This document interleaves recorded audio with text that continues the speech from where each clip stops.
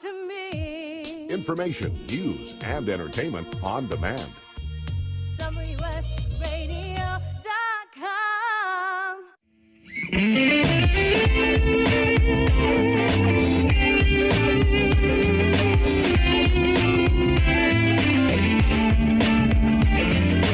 Welcome to The Changing Stage, music gear talk from the manufacturers and musicians who define the biz. Here's your host, Florentino Buenaventura.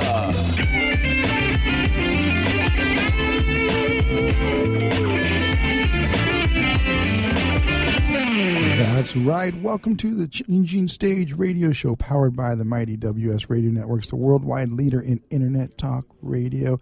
Brought to you by SIR Music Equipment Rental, Pitbull Audio at pitbullaudio.com, and, of course, the amazing California Music Studios, where they connect the right teachers with the students that are in a desire to learn music. And today, like always, we have a great show with a great company. And, you know, I always have fun with the bass companies because I'm a bass player. And we have Joe Zahn from Zahn Guitars here, as well as a very influential player in the business for many years, Billy Gould, coming on from Faith No More. You guys there? Yes, good morning. Good morning, gentlemen. How you doing? Got a little frog in my voice here today. It's the same here. Great. I'm doing very well, thanks. Awesome. Well, hey, Joe, wasn't expecting you, man. I thought I was going to get a representative from your company, so I'm very blessed to have you on the show today. That's well, awesome. Thanks. It's an honor to be on the show. Yeah. Well, you know, I've been doing some salivating over your models of basses, man. Definitely an amazing collection that you've had. You've been around since 1981, it seems like, as at least a shop, and you've been building from there. I'd like to start off from the beginning. Tell us about what inspired you to get into this crazy business of MI and making basses, which is definitely one of the tougher instruments to kind of pitch. Well, I started off playing bass, and I started off playing bass because, I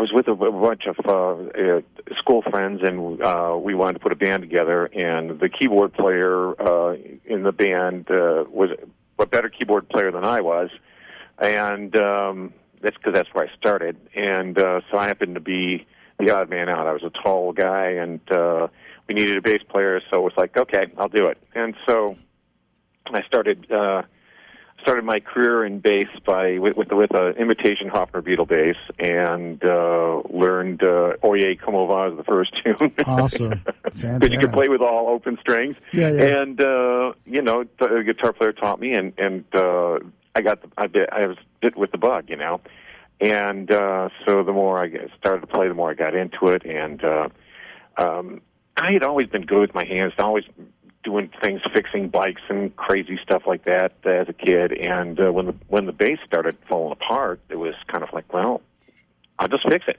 It just came naturally. So I started, repairing it as it was going along, and so on and so forth. And over the course of a couple of years, I got to be a better player, and wanted to get into a better instrument and so on. And I did. But I as a kid, you've got these bass heroes and such, and you see these instruments in these magazines, and you want to get something. And I grew up in Buffalo, and there weren't stores that these kinds of instruments were just hard to find. So I just constantly perused the stores, looking at stuff, and coming up with ideas. And just one day, I just decided I was going to make my own bass, and so I had a Gibson ED3L that my grandfather bought for me the old as a gift, and there's the long scale Gibson SG style bass. Yeah, and I just my dad had a friend who worked at a lumber mill. They made custom furniture and stuff, and so he started. I just drew out some designs, and he would cut the stuff out for me, and I'd start hacking away at it, and I copy the measurements and such, meticulously off the Gibson bass, and I just tried to build something from there. And I did. I had 2 or 3 attempts at it, and each time I did built a bass, it came out a little bit better, and I just kept getting encouraged. And I was really inspired by Olympic. I thought what they were doing was very cool and very forward thinking, and so I used them as a bit of an influence as to what I was doing. So I finally got to a point where I got an instrument that I was happy with, and all through this process, I was going to school and playing in bands and stuff, and one of the bands that I was in, we were fairly successful in the Buffalo area, and we were hanging out as musicians do at the bars and stuff.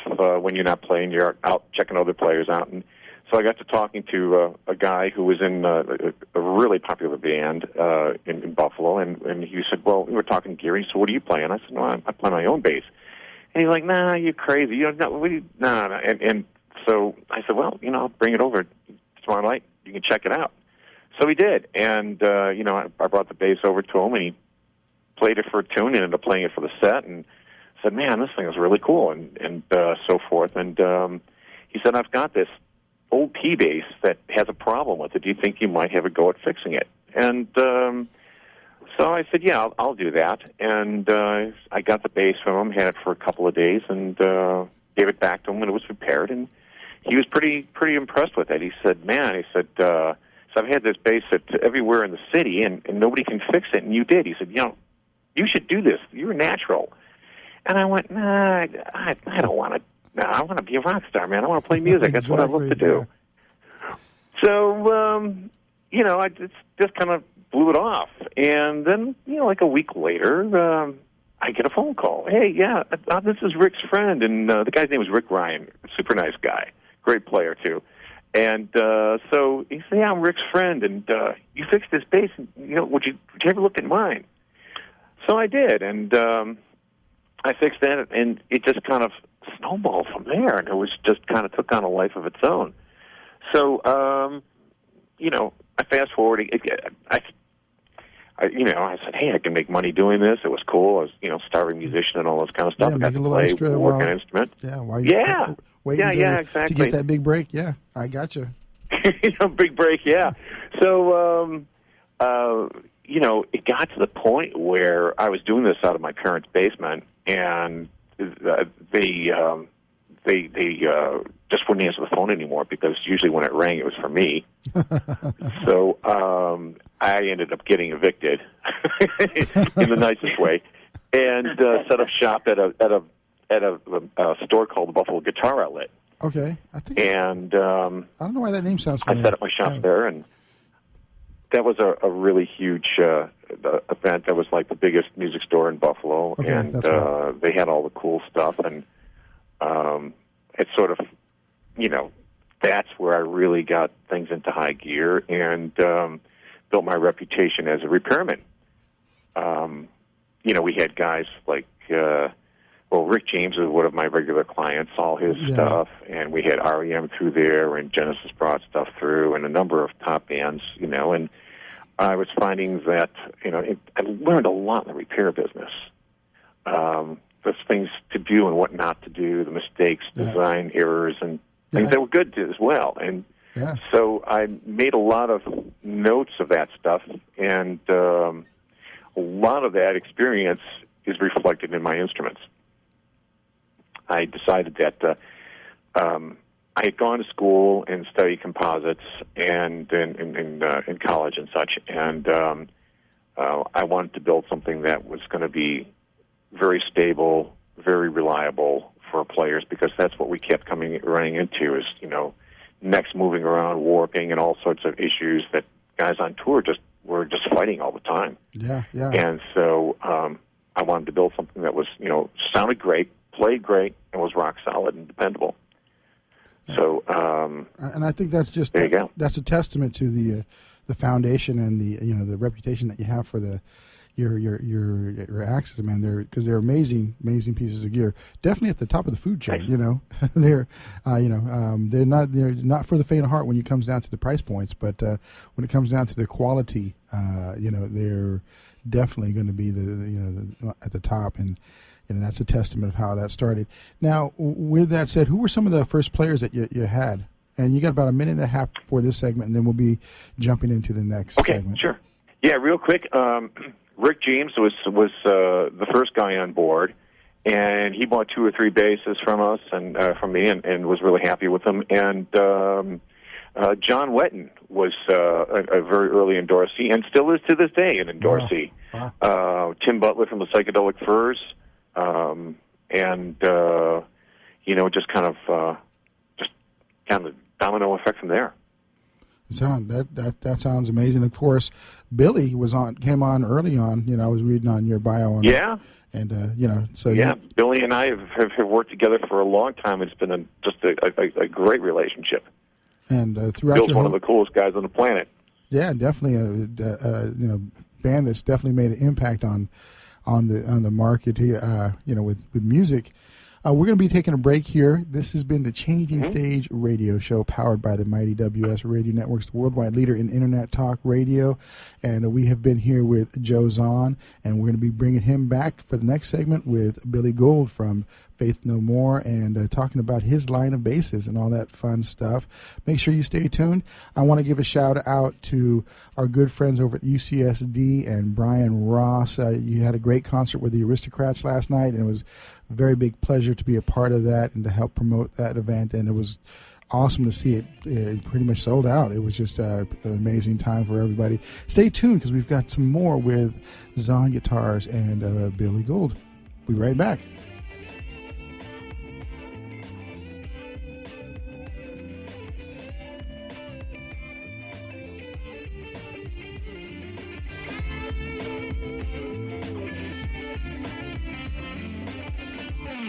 Are you serious about your music? Are you ready to run with the big dogs? The experts at Pitbull Audio have the gear to get you into the game. From leading manufacturers like Mesa Boogie, Fender, Pioneer, and American Audio. To sound your best, you need the best. Pitbull Audio can deliver in rehearsal, on stage, and into the big time. Dropping beats, shredding guitar, or making the crowd roar. Whatever you dream, Pitbull Audio can help make it happen. We are Pitbull Audio. We want you to play it loud. PitbullAudio.com. Thank you for listening to WS Radio. Improve your business and your life with useful information from experts and thought leaders. WS Radio is radio with ROI.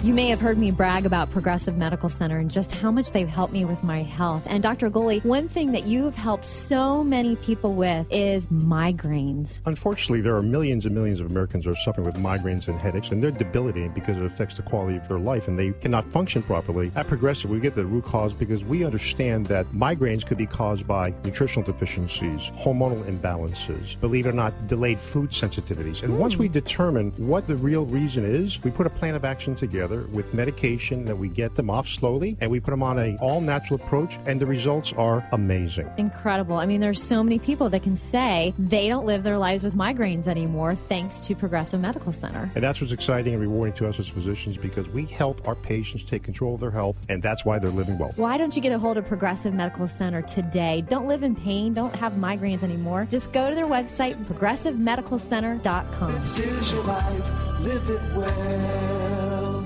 In the military, things can change in an instant. At Navy Mutual Aid Association, we understand because it's our life too. That's why our dedication to serving the life insurance needs of our military veterans and their families is unrivaled. Navy Mutual offers superior life insurance protection without military service restrictions and limitations. A single focus on providing the peace of mind military families are looking for. That's what we do. Navy Mutual, insuring those who serve. Call 800-628-6011 or go to NavyMutual.org.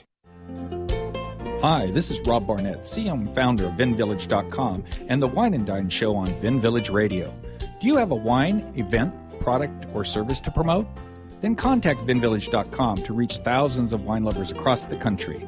VinVillage connects like-minded wine enthusiasts with unique and exclusive wines, events, products, and services. To learn more, contact us on VinVillage.com. VinVillage is where wine lovers connect.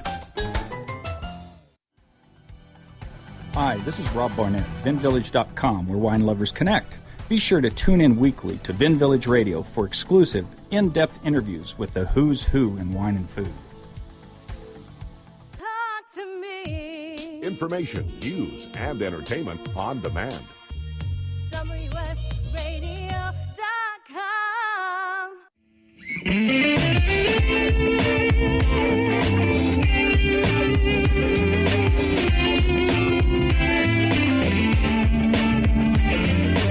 Welcome to The Changing Stage, music gear talk from the manufacturers and musicians who define the biz. Here's your host, Florentino Buenaventura.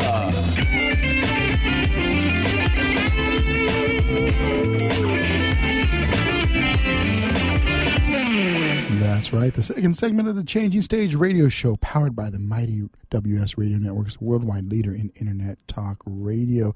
And we are back. And I want to give a special thanks to our sponsors, Pitbull Audio at pitbullaudio.com. We've got SIR Music Equipment Rental, where if you need to get gear on the road, they can take care of that for you because they've done it for everybody since the 70s. Number one in the business. And, of course, California Music Studios. If you're in Southern California and you need to get a great teacher, California Music Studios can connect you up. And we've been talking with Joe Zahn about the incredible history of how he got his start and how he was a natural in building and repairing guitars and basses specifically. And then, of course, we've got Billy Gould from Faith No More, who is a endorsed player as well as a tremendous talent here. And I kind of want to jump right into that. Billy, you've got a signature guitar, right, with the company? I do. In fact, it's just coming out this year. Awesome. Tell us a bit about that. How does a company build a guitar specifically for Billy? Well, it actually did in the beginning. When I first met Joe, I had a bass that I really liked, and it was something that I was kind of attached to. And I met him at an NAMM show, and he was saying, "I want to make you a bass." And I'm like, "Well, I like my bass." He goes, "I'm going to make you a bass you're going to like." And he lived in San Francisco. I lived in San Francisco, and so he made me something. I checked it out, took it on tour, thought I'd, see how I liked it. And that's the same bass I've been using since, 1991. So wow. My bass that I use now when I tour, it's the exact same bass that he first made me. And so this bass, the signature bass that's coming out this year, is actually that bass, as close as possible to my original bass. It's the bass that I play every day. Yeah. So it's kind of cool. It was very unique compared to the other Sonuses, and it's got a kind of electronics in it where it has a little bit of a drive where it's really well suited for loud music, cutting through with loud guitars, distorted guitars, and lots of cymbals, and I dig it. It's what I play live. Yeah, I got a chance to see a little bit of that in a NAMM video with you, and it was really cool that you mentioned that your guitar, the way the electronics that was built into it, that you were able to go right to a little overdrive channel, and then just at the flip of a switch on the bass without having to kick in a pedal. What kind of circuitry are you using in that? Well, if there's a drive in it, but generally speaking, when you put a bass through a drive, you tend to lose a lot of low end. Yeah, true. So it's actually a parallel drive. It's kind of what they use when people record. They do this a lot in the studio. They'll blend in a distorted channel with the DI or with the regular bass channel that's clean, and you get a mix. And we're kind of doing the blend inside the bass itself. Okay. So that the source sounds good coming right out of the bass. Yeah. Now, Joe, from what I understand, you'll take and you'll customize bass, especially for somebody like Billy, the electronics and everything that goes along with that. Are you using some type of overdrive that's already built that is out on market, or something that you designed from scratch? Well, we had Roy over at Greenhouse Effects in on this. He's a very talented electronics designer, and Greenhouse Effects has their own line of pedals and such that they offer. So what we did is we really kind of built this from the ground up. Bill was using an effect that he liked the tone of, and we sort of built on that. It's a fairly basic circuit that Roy enhanced for us to develop it into a system that would, give Bill the tone that he wanted and then some. So it isn't something that was sort of off the shelf that we just kind of stuck in the bass. It's actually specially designed for Bill for this application. Okay.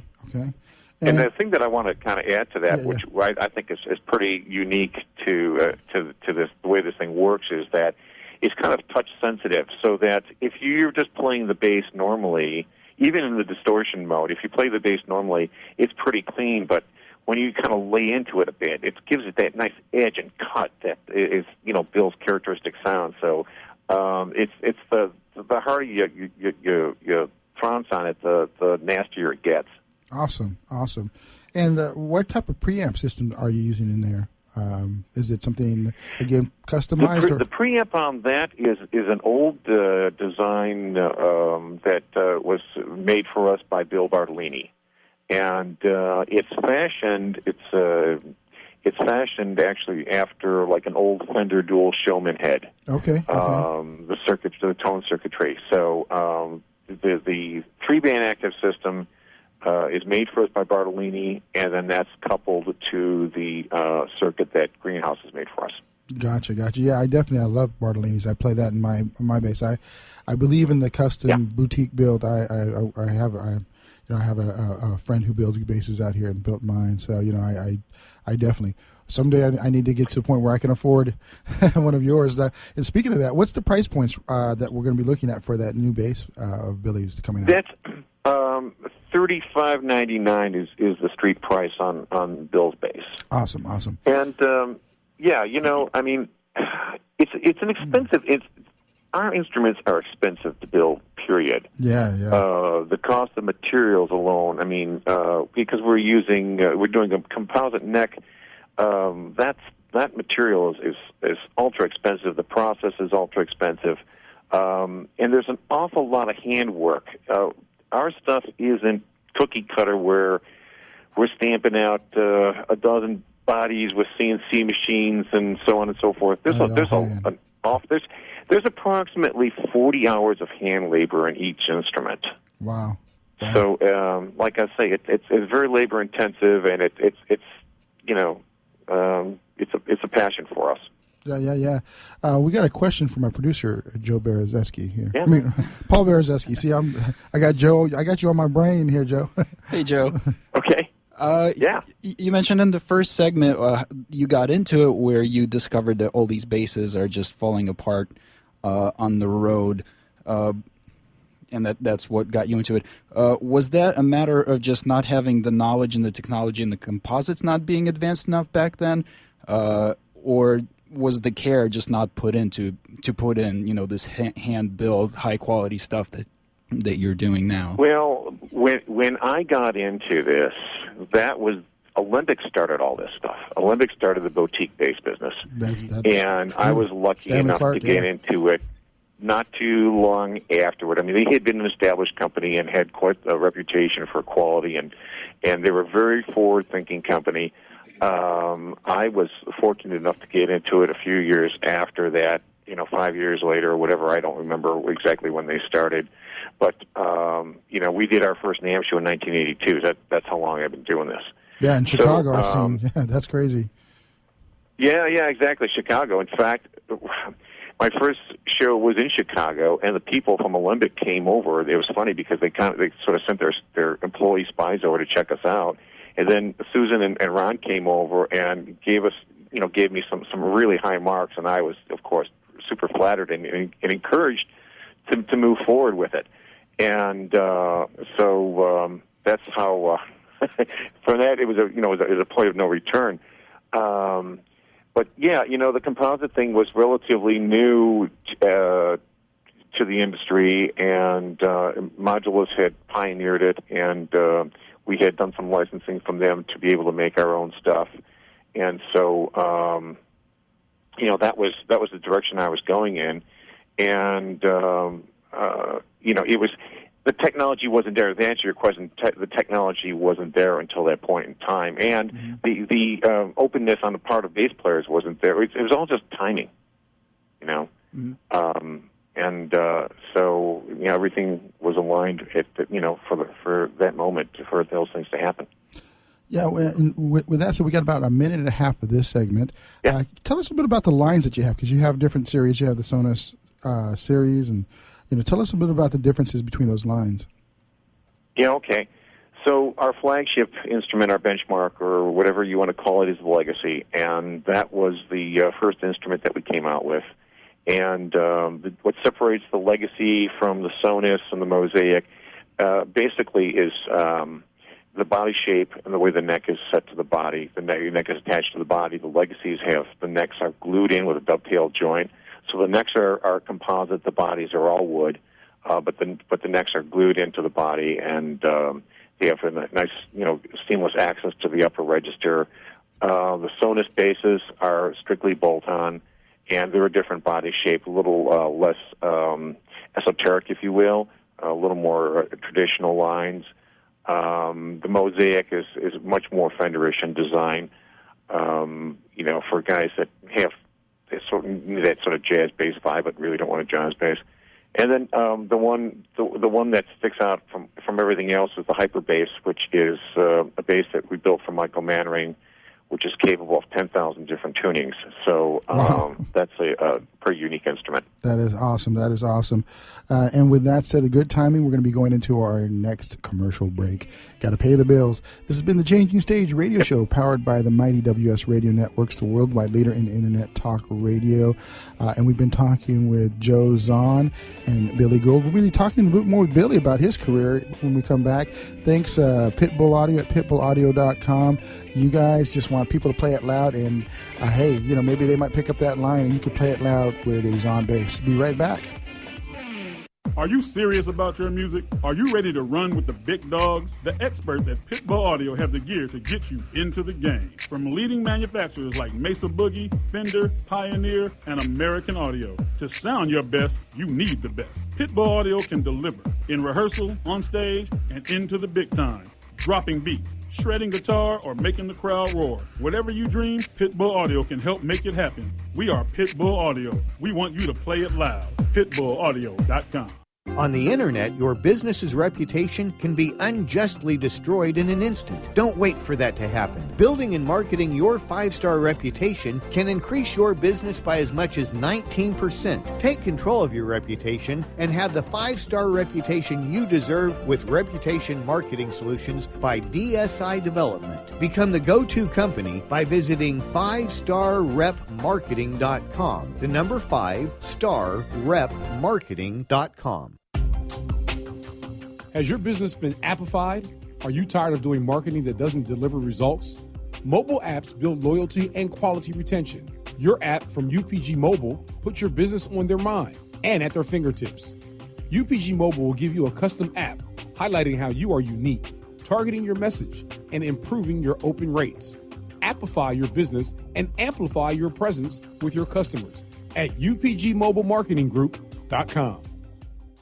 You've heard me bragging about Progressive Medical Center and how they've helped me feel so much healthier. But one thing, Dr. Gould, that a lot of people come to you with is just unexplained pain. They just can't get any relief. Why can Progressive Medical Center's Pain Management Center help them? First of all, we have to acknowledge that pain is for real, and you've got acute pain and chronic pain. Here's the problem. That acute pain turns to chronic, which is long-standing, and no one's getting to the root cause. There's several key diagnostic components that help us get to the root of what's causing this pain. Is it inflammation? Once we do a thorough evaluation to get the root cause, determine if it's structural or if it's a metabolic issue. And this way, we put an individualized program for pain management involving correcting the spine, using certain injections when necessary, and we get our patients out of pain quicker, and they stay out of pain because we teach them how to live their life well. Don't let yourself live in pain any longer. Get a hold of Progressive Medical Center today at progressivemedicalcenter.com. Progressive Medical, this is your life, live it well. This is Bill Gruber with BizVid Communications, a Southern California video production leader. We've been honored to sponsor, produce, write, and host many of the fine programs on WS Radio over the years. So we understand how important the internet and your website exposure are. As video producers, we know the tricks and secrets to incorporate video to increase your search engine optimization and business success. Visit bizvidcommunications.com to see what we can do for you. BIZVID Communications.com. Information, news, and entertainment on demand.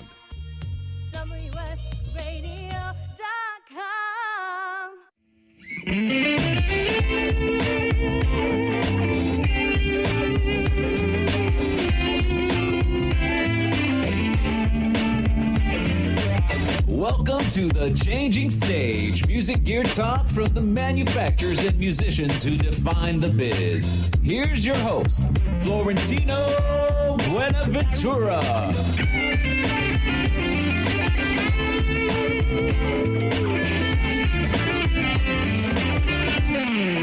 We are back. This is the Changing Stage radio show powered by the mighty WS Radio Networks, the worldwide leader in internet talk radio. And just want to give a big shout out to SIR Music Equipment Rental, where if you are going out on tour, or even if you're a corporation and you need that audio and video fun stuff to power your backline, SIR is the company that would do that for you. And we've got an incredible bass player from the band Faith No More here, and he is somebody who's probably used SIR very, very much in his career. Billy, you there, sir? Yep, I am. Awesome. Well, hey, I wanted to talk to you a little bit about how you got your start in this business, because that also is a testament to the gear that you use. Give us how did what was that spark that got you going, hey, I need to be a bass player and not get all the chicks that the guitar player got. You probably do, but being a bass player, that's usually the typical statement that happens, is that well, hey man, I do as much work or more than that guy. He gets all the attention. Well, what's funny is that listening to Joe, I realized a lot of parallels that I had.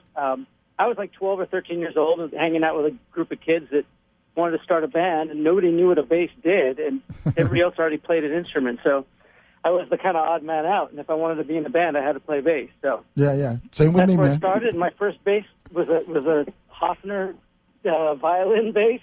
Oh, same kind of Joe. It's really funny, actually. And the guys when I first learned what a bass did, the first guys I was kind of really following were guys like John Wetton and then Rick James, and then actually Psychedelic Furs was an influence too. And it's really funny to hear all these things, and kind of had no idea until this interview how it kind of fit into that. But it's kind of small world, right? In a very big way. Yeah. It is weird. So what happened was I started playing in high school because it was a great way to hang out in bars when you're 15 years old. Yeah, right. To be in a band. Don't need an ID for that. It was great. So I went through high school. I moved up to go to college in SF, and I stayed up there. And that's where I met the guys at Faith No More. We started playing together when we were 18, and we just kind of slugged it out. And we slugged it out for maybe 10 years before, we got a lot of attention and just kept going. And, I mean, the good thing about that was just playing together with just ourselves through the hard times is that we really kind of got a chemistry that, you can only really get through hard labor, really. Yeah. I definitely can. And see what that. was very frustrating at the time actually ended up being a strength. Now, what kind of, as you guys transition as bands do, where was the musical focus at the time when you first started out? What kind of genre style were you doing, and then of course you guys kind of morphed into your own sound, where you kind of paved the way for kind of the little bit of the funkier version of just alternative. Well, yeah, I think what happened in the beginning, I was 12, 13 years old, so I was into what my friends' older brothers were listening to, which is stuff like Yes, more progressive Genesis, stuff like that. That was really technical, stuff that I thought I'd never be able to do, that I really looked up to these guys. And I turned 15, when I heard the Sex Pistols for the first time. I was more like 15 years old. And that just threw it all out the window. All of a sudden, none of that mattered anymore. And, technique out the door. That, kind of. Well, at least not trying to achieve the impossible. It was more about playing music and not trying to be a perfectionist. Yeah, definitely. And meeting with the guys at Faith No More, I think, when I met with them, one thing we had in common, we were really young. We were like 18 years old. And we just decided that, we had been playing long enough where we knew our instruments, and we would just be able to do anything and not kind of judge ourselves, and just more follow what gave us energy. And bringing funk influences and R&B influences, during the punk rock days was kind of a weird thing to do, actually. But it felt good, and we kind of supported each other in that way to kind of just do whatever we wanted to do. And it became natural for us. Yeah, definitely. And what was when you guys first brought out that sound, man, what was the crowd's initial responses? This is weird. Well, it's strange, actually. When we played live, we did a thing like a talent show once. And this is where we met the guys in Primus, another local band. Yeah, we met them for the first time. And there was 3 bands. It was a battle of the band, and the winning band got a record contract. And us and Primus lost. Okay. We didn't fit into any boxes. It was actually really, really a hard slog. So when we rehearsed, people in the rehearsal places would come and hang out in the rehearsal room to listen to this weird sound we were doing. But crossing it over into the media or getting tours or playing with bands, that was always really hard. Yeah. I think we just kind of slugged it out. Yeah. And when you guys finally got that hit and things were starting to happen for you, how did your life change, and how did that affect everything you were doing? And then from that point, were you already jumping into the land of boutique basses, or I know that initially you were playing a Rhea and Fender jazz stuff? Well, actually, originally I had an old bass I used to kind of, I was young. I used to throw my bass around a lot, and it was kind of falling apart. And we had another Bay Area band that was kind of friends of ours was Metallica. Oh, yeah. And Cliff Burton Who are those actually guys, was right? kind of like... Yeah, no, awesome. Yeah. Well, Cliff was like our consigliere, kind of. He was the guy we always asked questions about, what is this cool? Should we do that? Because he was a little bit further up on the food chain than us. And he just came up to me one day and said, man, you got to get a new bass. And he hooked me up with the Aria company, which I don't think it's a boutique bass, but it also isn't one of the big standard American basses. Yeah. And he hooked me up with those guys. And actually, I really liked that bass. It was just, once I started traveling in the van, man, the thing was just getting beat up, and it wasn't holding up at all. And we'd play a sweaty club one day and a freezing outdoor place the next, and the neck would change. And what made me transition over to the Zahn bass was it was stable. It was completely stable. And, just the fact that I'm playing the same bass that I got, back in 1991 should tell you how durable it is. Yeah. It just totally took care of what I needed to do. It was a tool that I could actually use. Yeah, no, did you start that before you guys started hitting it big, or was that something that you like? We were probably just hitting it around that time when I met Joe. Okay. Yeah, probably. I think it was, we were actually probably, the real thing was doing really well. Angel Dust hadn't come out yet. Yeah. And it did change things when all that happened. But what it also did was, because we were kind of the essence of the band came out of not really caring about how we fit in and kind of trusting our gut. And so, after the Real Thing's success, I think that people kind of thought we were this kind of band, and we actually kind of decided, instead of being that band people wanted us to be, to kind of keep doing what we started, and that's just kind of listening to our gut. Yeah, so we kind of went that way, and we made a lot of records that were kind of weird for people, but for me, were very satisfying. Yeah. Well, I definitely, I loved everything that you guys were doing back then. We're about the same age, so I was like, these guys. Oh, cool. I'm a big R&B funk guy myself, but I have a flavor for the alternative. So when you guys married that, I was always looking for that sound. That was somebody finally got it right. So that was totally cool. Now we got about 2.5 minutes left. Give me that one story, man, that comes to your mind that was either crazy wild or just gave you that sense of, man, this is definitely what life's all about on as a musician. Huh. Put you on the spot. Put you on the spot. I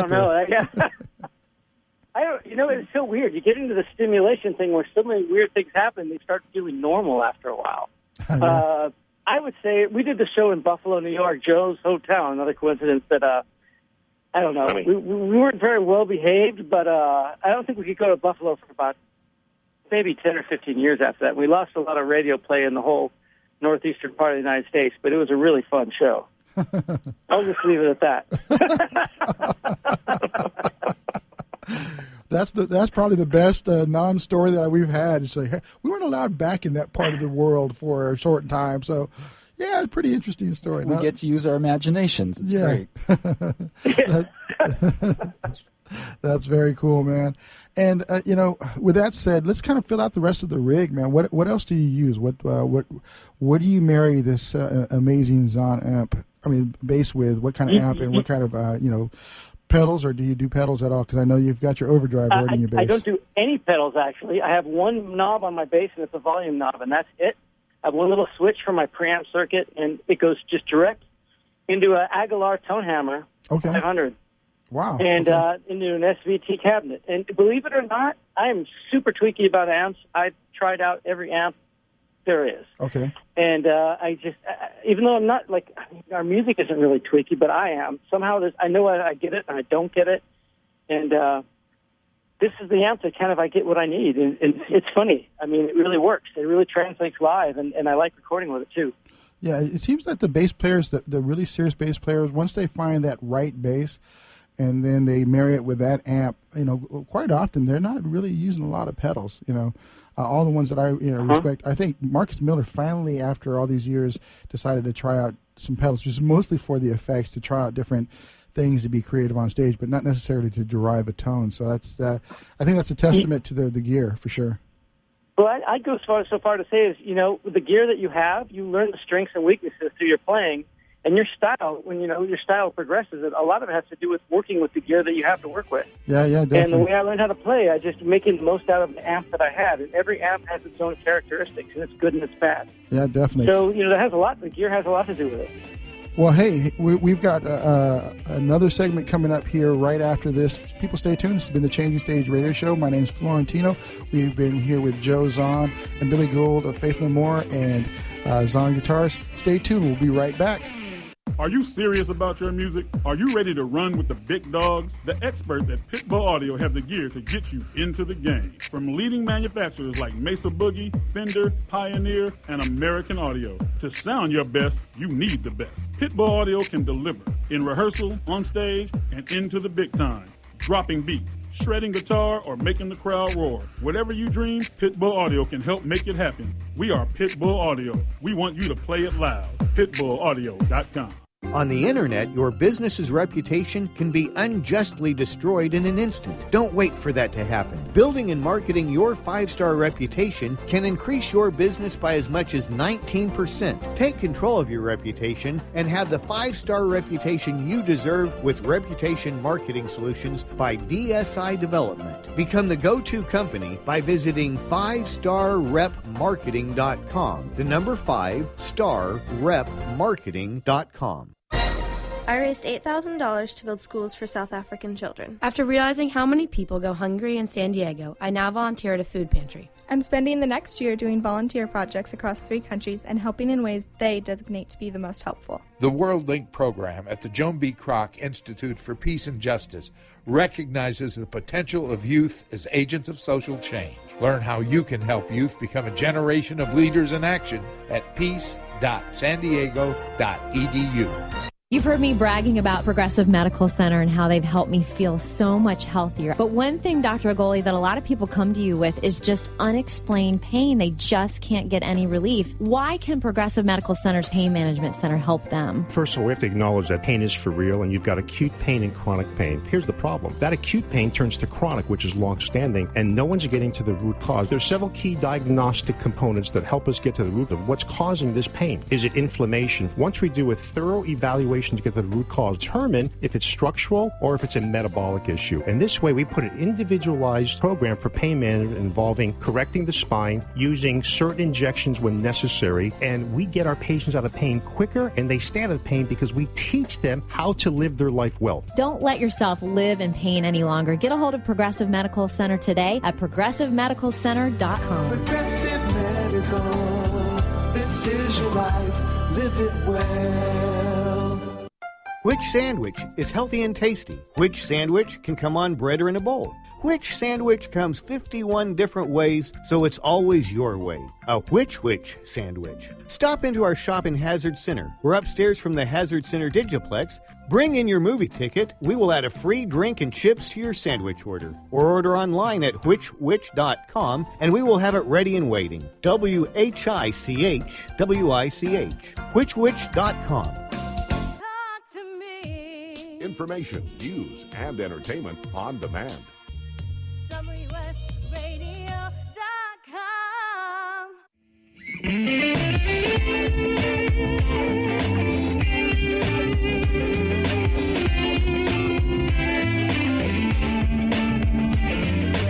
Welcome to the Changing Stage, music gear talk from the manufacturers and musicians who define the biz. Here's your host, Florentino Buenaventura.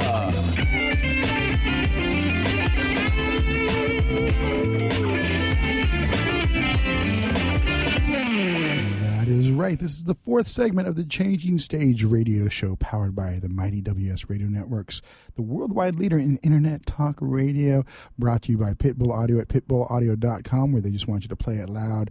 SIR at SIR-USA.com, where if you need to get the gear, like you can go on tour like Billy from Faith No More, you go to SIR, and then, of course, California Music Studios, where they just want you to find the right teacher, and they'll help you do that. So we've been talking with Billy Gould and, of course, Joe Zahn from Joe Zahn Guitars. I'd like to talk a little bit about the industry in this segment. Before we do that, I just had to ask Billy one question. Man, I loved it when you guys covered the Commodores. Whose idea was it to cover Easy? You know, we were sitting somewhere in a club or a bar, and that song went on the speakers, and I think it was Mike Patton. I just looked at him, and it was like, we both said at the same time, we have to do this. That's so awesome, man. I think everybody was expecting to hear War Pigs all the time, and that just seemed to be the perfect palate cleanser. Yeah, I mean, that definitely was not what you would do in an alternative band back in the day, and I just thought that was brilliant. So, I wanted to applaud you for that one, man. That's awesome. Awesome. Kind of with that set and segueing, the business has changed quite a bit for both the MI market as well as for the music industry market. Let's start with you, Joe. Where do you see things have changed? And because you've been doing this for quite some time, and where do you think that the MI market's kind of going? Oh, that's an interesting question that everybody's trying to answer. Unfortunately, I see the industry in a bit of a decline right now. The whole thing, the whole industry has changed in ways that we couldn't imagine before. Before the internet. What's happening is it's hard to get kids interested in playing. Getting kids, despite the fact that there's all these School of Rocks and such, which are great, and I really applaud those and support those in any way we can. You just don't have. It's not like the way we grew up, where you went to concerts all the time and you bought records and you wanted to become a player because you loved music and there are these guys up there playing and you wanted to be like them and all that whole burning passion thing doesn't seem to exist as much, if at all, anymore.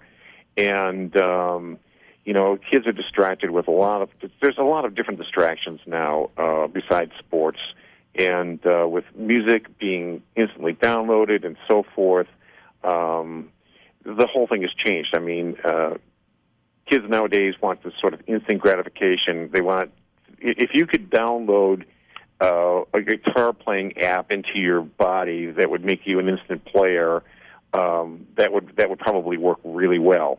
But the idea of having to work at something and develop a skill is something that's just kids don't seem to have the patience or the desire for these days.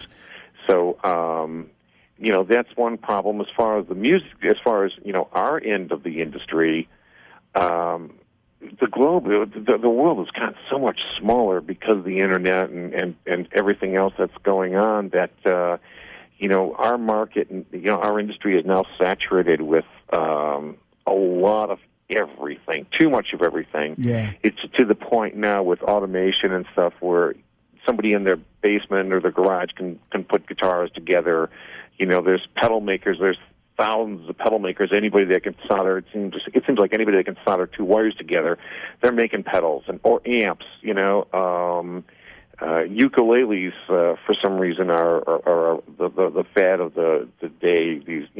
Recently, and this doesn't seem to be a lot of direction. I think everybody's just kind of trying to figure out what to do and where to go.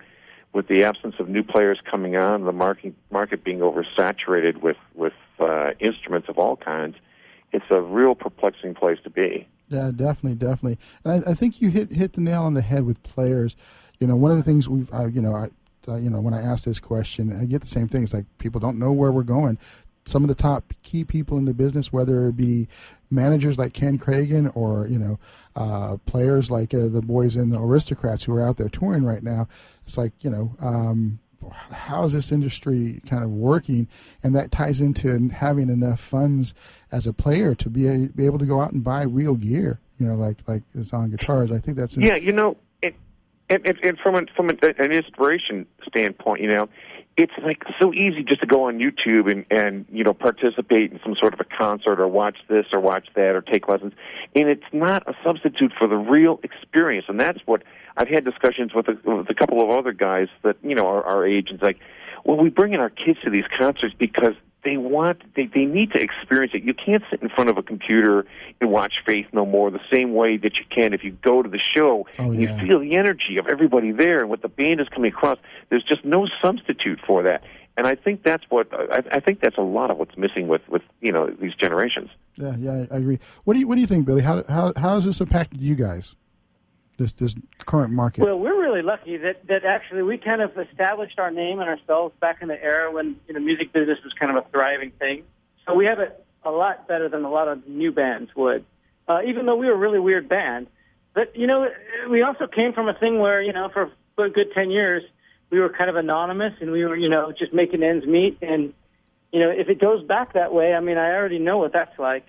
So I kind of like, and I kind of I think Joe's a little bit like this too. I mean, he was making basses because he wanted to make basses in the beginning, and at the end of the day, for better or worse, when you're young and you decide that's what you're going to do, you take it on for better and worse. And I kind of see it as like you have to survive with realities, and reality always changes. But if this is what you want to do, you do it, and you tend to gravitate towards other people who also feel the same way. And actually, in that way, it's still really rewarding because the people I work with, they want to do it, and I like working with them. So it's okay. Mm-hmm. Yeah, I would agree. Okay.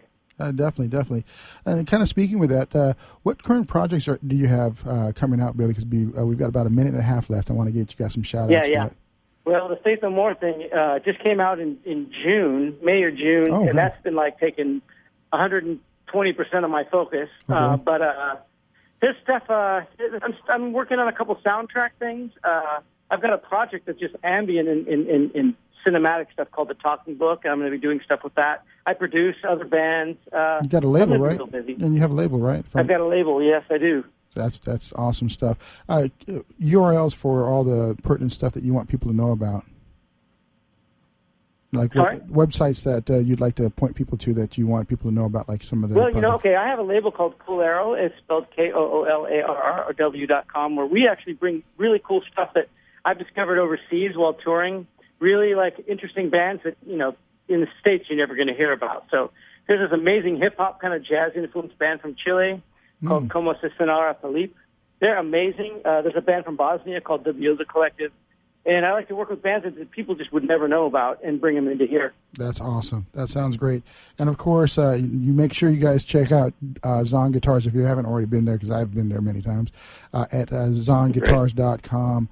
Guys, it's never long enough. Even though it seems like an hour is going to be more than enough time, it's never enough time. You guys have been very gracious. Thank you very much for being on the show, Joe and Billy. Thanks for having me on. And we'll have to invite you guys back on. Billy, when you're in town, man, give me a shout out. I'd love to come out and see you guys. Obviously, I'll hear about it probably about the same time you're going to be contacting me. But and then, of course, Joe, if you're ever in San Diego, man, come on by the station. We'd love to show you around here. This has been the Changing Stage Radio Show, powered by the mighty WS Radio Networks. Big special thanks to Billy and Joe for taking time out of their busy days to make this happen. And, of course, special thanks to pitbullaudio.com, SIR-USA.com, and CaliforniaMusicStudios.com. We'll be back next week with another great show. Thanks, guys.